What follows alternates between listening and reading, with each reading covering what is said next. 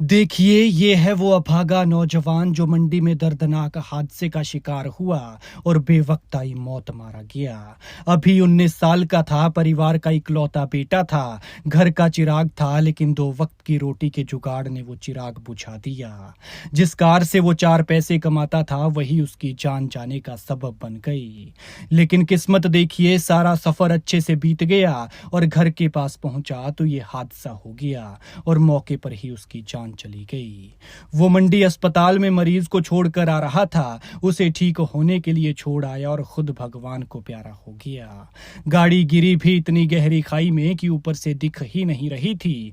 बताया जा रहा है करीब 600 मीटर नीचे गई है और फिर घर के पीछे जाकर रुकी।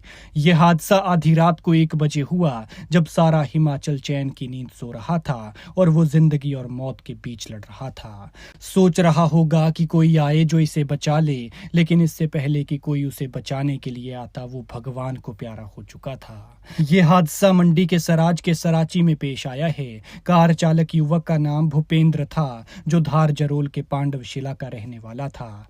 बताया जा रहा है कि भूपेंद्र अपने माँ बाप का इकलौता बेटा था, घर का चिराग था, लेकिन इस हादसे ने घर का ये चिराग बुझा दिया और माँ बाप की तो जैसे दुनिया ही उजड़ गई। देखिए, ये गाड़ी यहाँ से नीचे गिरी है और कहाँ जाकर रुकी है, घर के बिल्कुल ठीक पीछे।